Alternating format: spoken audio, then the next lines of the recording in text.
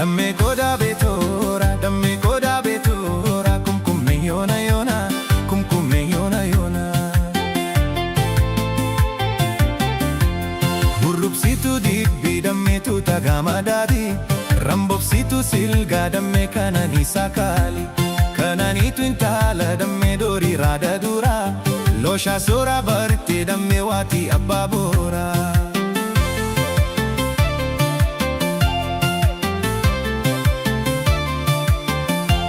Seseki kokolfi, tu malkan ken arga, yaabun situ ofi, marge hada marga, dammin talabiya, si kalbina yakka, tatabachu wayya demme, kumkummee yoonaka, tatabachu wayya demme, kumkummee yoonaka.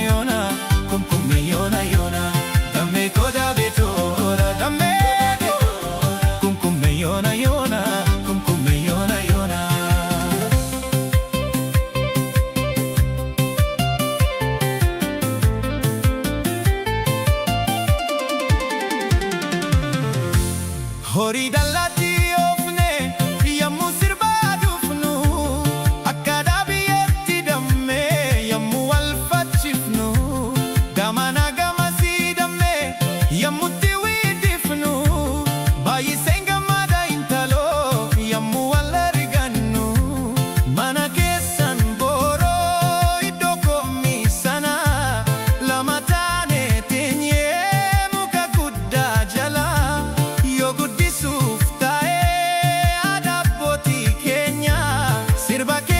Fixne intalo dakne gabdoo teenya, sirba keenya fixne intalo dakne gabdoo teenya, dammee goda beetora, dammee kumkummee yoona yoona, kumkummee yoona yoona, dammee goda beetora, dammee goda beetora, kumkummee yoona yoona, kumkummee yoona yoona.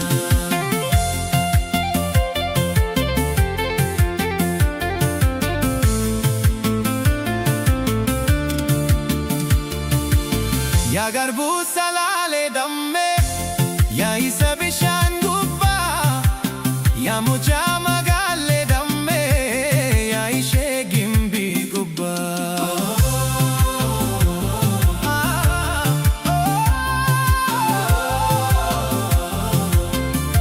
Mataa kee gad filii dammee, galeen faakee tolchaa, maqaa kee natti himi intaloo galeen waamii tobsa.